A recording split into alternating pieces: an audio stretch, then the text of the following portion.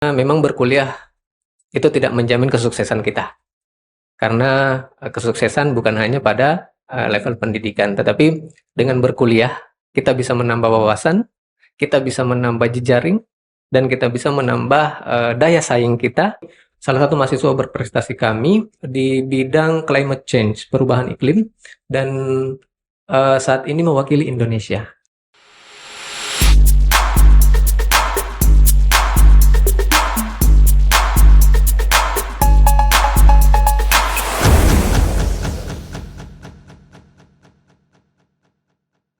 Assalamualaikum warahmatullahi wabarakatuh. Sobat Podcast Bisa Jadi, senang sekali saya Acing kembali hadir di hadapan Sobat dalam Podcast Bisa Jadi.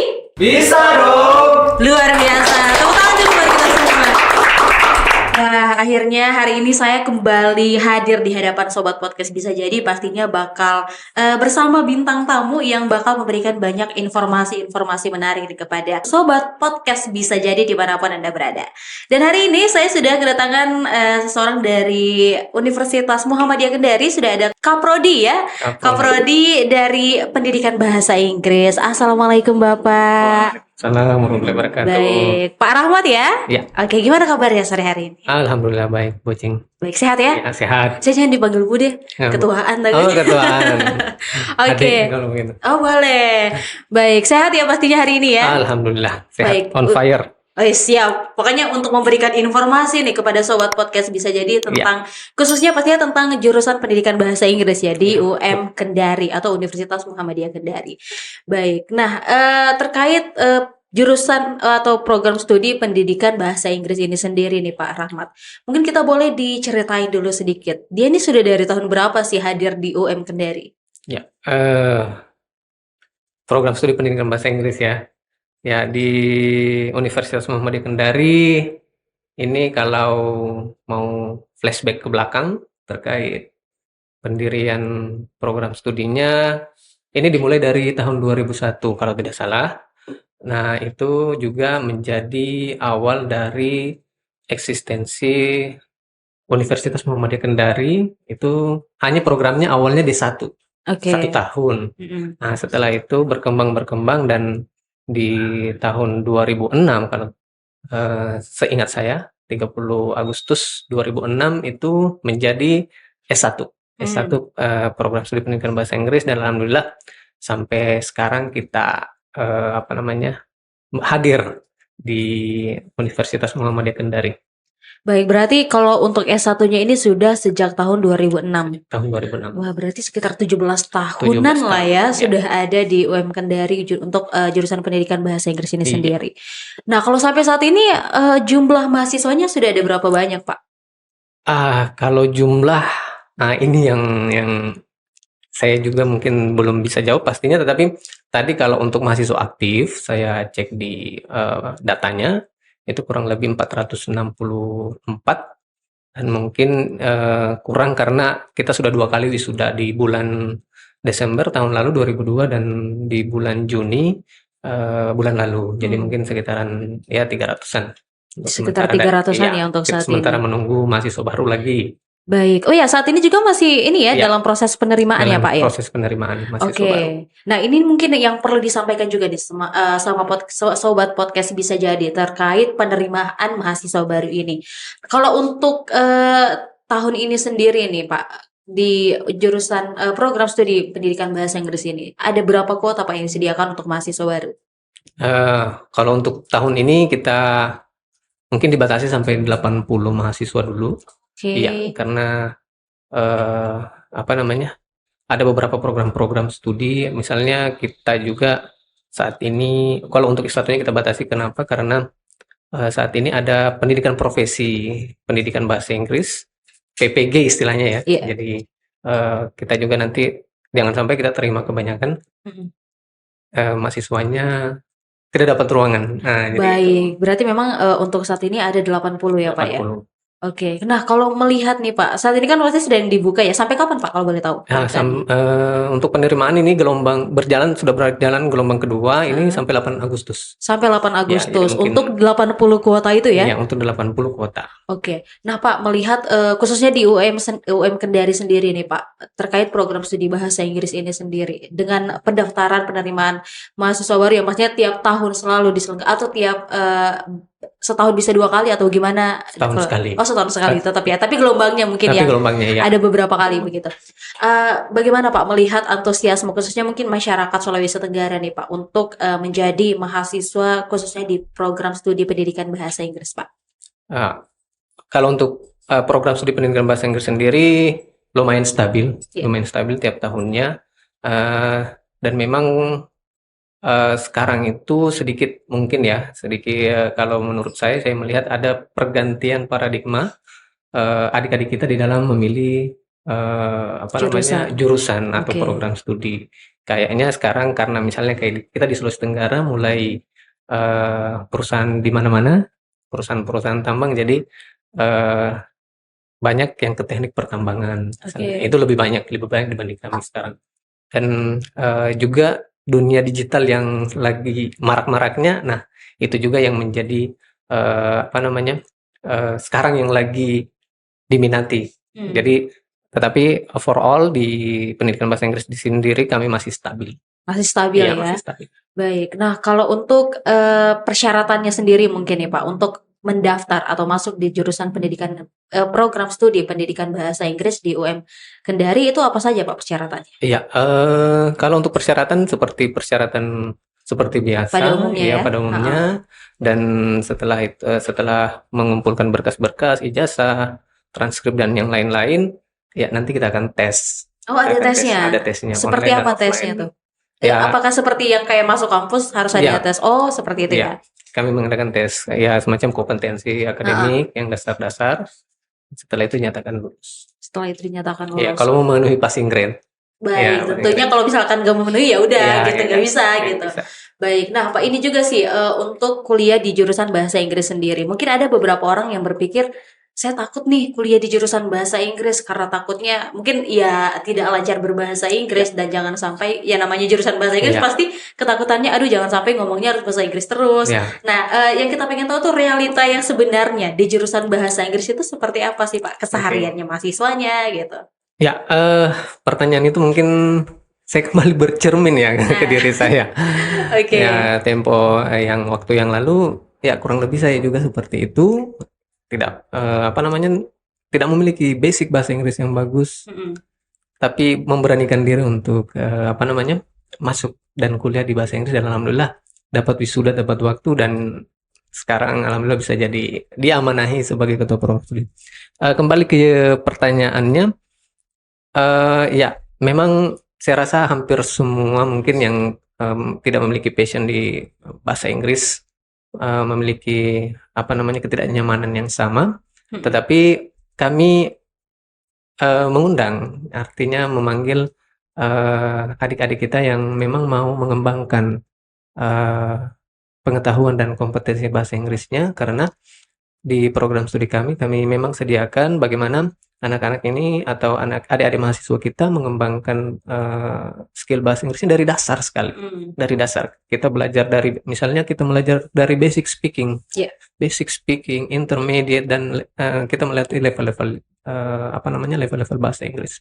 Jadi insya Allah kalau masih ada ketakutan yang seperti itu, mungkin bisa bertanya dengan mahasiswa kami, minta testimoninya kira-kira bagaimana sih kuliah di bahasa Inggris. Kuliah di bahasa Inggris. Oke, nah berarti mungkin kalau misalkan nih teman-teman di rumah yang masih saya pengen kuliah bahasa Inggris tapi mungkin insecure sama bahasanya begitu, keterbatasannya dalam berbahasa Inggris itu nggak apa-apa sih, yang penting kalian mau kuliah dulu nih yang penting. Nah untuk menjalankannya seperti yang dibilang Pak Rahmat tadi, lihat aja testimoninya orang-orang, tanya gitu, gimana sih kalau kuliah di bahasa Inggris itu gitu. Baik, nah untuk di jurusan di program studi bahasa Inggris ini sendiri nih Pak, yang di Universitas Muhammadiyah Kendari, mungkin bisa dijelaskan sedikit atau mungkin diberikan beberapa penjelasan kenapa sih orang harus bergabung begitu? Apa yang menjadi daya tarik dari jurusan program studi bahasa Inggris ini Pak, pendidikan bahasa Inggris? Oke. Ya, ini kalau daya tariknya mungkin saya mulai dulu dari apa namanya dari kurikulum yang kami jalankan. Ya. Kurikulum yang kami jalankan memang saat ini itu kami berorientasi dengan kurikulum Merdeka Belajar yang saat ini dicanangkan oleh Pak Mas Menteri kita Pak Nadiem Makarim. Itu yang pertama dan yang kedua mungkin sekedar bocoran kalau untuk kami program studi pendidikan bahasa Inggris kami ini termasuk program studi di Universitas Muhammadiyah Kendari yang mahasiswanya itu aktif di program Merdeka Belajar Kampus Mengajar. Nah, itu dibuktikan dengan kami mendapatkan penghargaan di Universitas Muhammadiyah Kendari sebagai penyelenggara Merdeka Belajar Kampus Mengajar. Merdeka Belajar Kampus Merdeka, sorry. Dan terus kami juga ini namanya Universitas Muhammadiyah, jejaringnya itu banyak, Ya. baik itu dalam dan luar negeri, dan itu bisa dimanfaatkan baik itu dosen ataupun mahasiswa kami, misalnya ber-KKN internasional. Ya. Ber-KKN internasional saat ini yang lagi sementara berjalan KKN-nya itu di Malaysia, Oke. penempatannya di Malaysia. Berapa orang tuh Pak? Yang angkatan pertama itu berangkat 4 orang. 4 orang. Itu ada beberapa program studi dan ini semalam dapat informasi lagi mahasiswa kita lolos ada 2 orang lagi yang insya Allah akan berangkat mungkin di bulan Agustus. Oke. Ya. Selanjutnya ya banyak prestasi-prestasi yang bisa dibanggakan juga untuk di program studi pendidikan bahasa Inggris. Jadi tidak salah deh kalau pilih kita. Iya, tidak salah ya. Baik, karena tadi ya udah ada beberapa prestasi juga. Dan kemudian selain prestasi yang memang mungkin ditorehkan dari sistem akademik begitu. Nah, bagaimana sih Pak selaku Kaprodi ini ya, sebagai seorang Kaprodi di jurusan di pendidikan bahasa Inggris, bagaimana nih Pak mensupport mahasiswa-mahasiswa yang mungkin yang punya banyak minat bakat di luar bidang pendidikan gitu, misalnya mungkin ikut kegiatan di luar kayak begitu. Apakah di jurusan ini memberikan keluasan mahasiswa untuk melakukan itu, Pak? Ya, kami sangat support ya. Apabila mahasiswa kami itu memiliki misalnya bakat-bakat di luar. Contoh, kita ambil satu yang saat ini salah satu mahasiswa berprestasi kami itu kalau tidak salah bergerak di bidang climate change, perubahan iklim dan saat ini mewakili Indonesia. Saat ini mewakili Indonesia, kalau tidak salah ada 5 atau 4 mahasiswa dari universitas berbeda. Salah satunya di Universitas Muhammadiyah Kendari dan itu program studi pendidikan bahasa Inggris. Dia menjadi duta lingkungan dan sekarang melaksanakan semacam short course itu kurang lebih 5 minggu di Amerika Serikat, Universitas Nevada. Itu salah satunya dan yang kemarin kami dapat ada juga yang ikut Duta Maritim.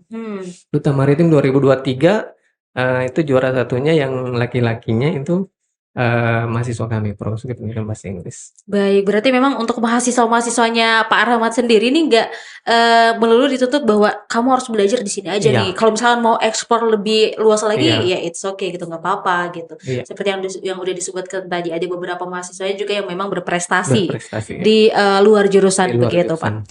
Baik, nah Pak, melihat sekarang ini kan era digital ya kita tahu begitu, dan era digital kan jaringannya itu juga pasti lebih luas begitu, nggak hanya Indonesia aja, karena pasti kita akan juga berhubungan dengan orang di luar Indonesia dan pastinya itu juga membutuhkan bahasa internasional kita kan bahasa Inggris ya, dan itu memang perlu juga dipelajari. Tapi mungkin Pak Rahmat bisa memberikan penekanan kembali begitu Pak. Seberapa penting sih sebenarnya kita perlu menguasai bahasa asing? Dalam hal ini mungkin bahasa Inggris. Ya, mungkin kita kembali ke Trigatra bangun bahasa, utamakan bahasa Indonesia, lestarikan bahasa daerah dan kuasai bahasa asing. Jadi ya minimal kita sekarang menjadi tuntutan, needs-nya sekarang kita adalah menguasai salah satu bahasa asing, apakah itu mungkin bahasa Inggris, China, Jepang dan yang lain-lain.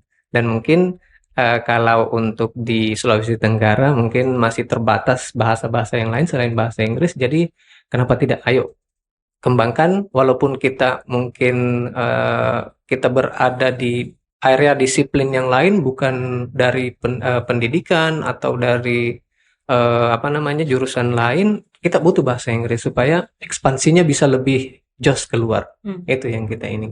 Baik. Nah, terkait perkuliahan juga yang biasanya selalu menjadi pertanyaan orang ketika ingin kuliah itu terkait peluang kerjanya nih Pak. Kan kalau untuk prodinya nih sekarang program pendidikan ya, yang pasti biasanya kalau orang luar tuh pasti guru nih larinya gitu. Nah, untuk peluang kerjanya sendiri nih Pak, apakah memang hanya guru atau bisa yang ke lain juga nih Pak kalau untuk program pendidikan bahasa Inggris ini? Ya, kalau untuk peluang kerja mungkin hampir sama dengan jurusan-jurusan lain. Mungkin sekarang karena dunia kerja yang sangat yang sangat banyak, jadi tidak harus ke pendidikan saja. Ya, mungkin salah satunya bisa jadi entrepreneur, ya kan, jadi pengusaha, atau mungkin